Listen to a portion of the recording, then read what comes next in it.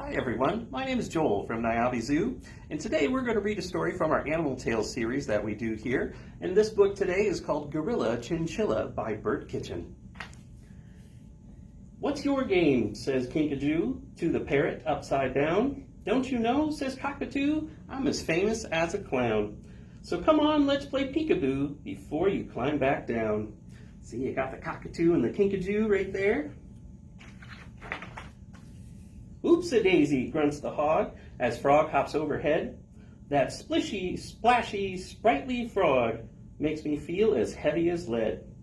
Who wants to chase him round the bog? I think I'll nap instead." So you see there's the warthog and there's our frog jumping over his head there. In nature, you'll agree, most creatures do their best. The beaver gnaws the tree, the weaver builds its nest. The beaver cannot see, while he will be called a pest, because it would probably fall down and he can block the river, right? All right. The tortoise looks back in dismay. She feels her foothold shift. The stepping stone begins to sway. Her back foot starts to lift. And when the porpoise swims away, she's sure to come adrift, because she's stepping on a porpoise. That would be hard, wouldn't it? "Can you do this?" says Pelican, his large beak gaping wide. "Who needs to?" says the Toucan, as he turns round goggle-eyed. "It only means that you can hold a lot more air inside." So you see, those birds have different beaks, don't they? All right. "Who's throwing that soil around without any care? Aha! It's you, dear mole. Next time you dig, you should beware. I could get hurt," says Vole. "Make sure that I'm not standing there next time you dig your hole."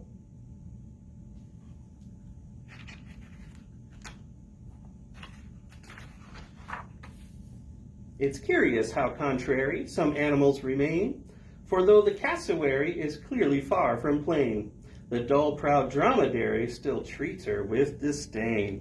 So there's your colorful cassowary, and your dromedary has how many humps? Just one. Look at that. The Grison stands erect. He can't believe his eyes. What's caused this shock effect? This paralyzed surprise? The bison we suspect, and its overwhelming size. Look how much bigger he is than the Grison. That's our North American bison.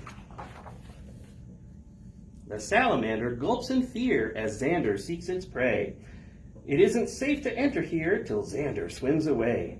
Best wait until the coast is clear or bathe another day.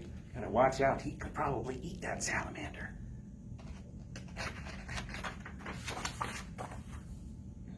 One day the hippopotamus, while trudging so wearily, looked down to see just what it was, moving more easily. He spotted the duck-billed platypus swimming by effortlessly. Look at that platypus, just swimming by the big old hippo. "Whoa there," thinks the beagle. "I'd better turn around. If I play fetch with that eagle, he'll fetch me right off the ground. He looks mighty fierce and regal, while I'm a mere pup of a hound." That's very big, isn't it? The iguana suns on a stone. The jacana stalks nearby. Each thinks he's all alone beneath a peaceful, clear blue sky. But soon there'll be a different tone when the bird meets the lizard's eye. Oh, look at those. "What's up there in the sky? Please tell me, old friend seal. No matter how I try, I can't see it," says the teal. "If something's caught your eye, I wonder if it's real." See, that's the seal and that's the teal.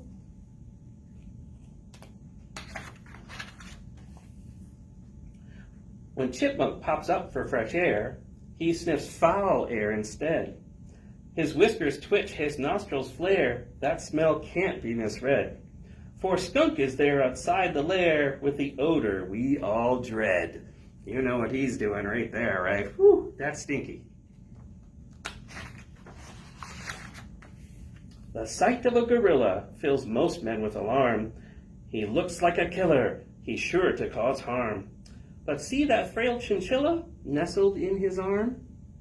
Because gorillas are actually quite gentle. He's holding a chinchilla, and that is Gorilla Chinchilla.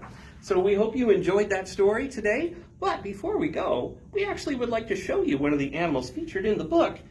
It could be one of these two. Could it be a gorilla or a chinchilla? Let's see here. What can we find? I'm guessing it's going to be a chinchilla because it would be way too hard to present a gorilla. So when we look at our chinchilla here, we see her gray color, and her gray color allows her to blend in with the environment where she's from, and she comes from the mountains of the Andes down in South America, and where you would have gray stones all over. So her fur would really help her there, but also on those mountains it would be quite cold, so she has to have very thick fur. In fact, she has the second thickest fur of any mammal, right behind the sea otter, and so she has so many thick hairs there that even if the wind blows, it can't get down to her skin. So that keeps her nice and warm on those mountain slopes. Now, if you look very closely at her face, you'll notice that she has these very large eyes and large whiskers and her large ears. Now, those are very helpful because she's a nocturnal animal. And of course, many of you know, I'm sure, that that means that she comes out at night. Now, of course, if you're walking on a mountain at night, you'd have to really be careful so you didn't fall off that mountain. And that's where these really long whiskers come into play. Those long whiskers can help her feel the ground so that if the ground disappears in front of her, she knows, and then she knows to back up so that she doesn't fall off the mountain. And it also prevents her from getting stuck in holes or anything like that. So having some nice whiskers to feel your way around in the dark is very important. Now, we were talking about her fur, and of course, being so thick, it also is super soft. And if you were able to feel a chinchilla, you would probably say that's like the softest animal you've ever felt.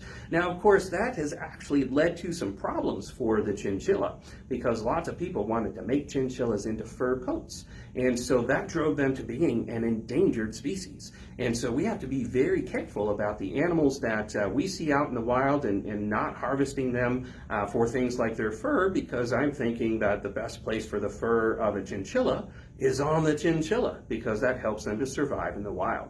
So we have to remember that all of the places where animals live and the habitats in which they've adapted to, those are very important for them. And we as people should work very hard to protect those places for them. Because otherwise, all those animals that we saw in that book from all over the world, they wouldn't have a place to live. And we want to make sure that they do.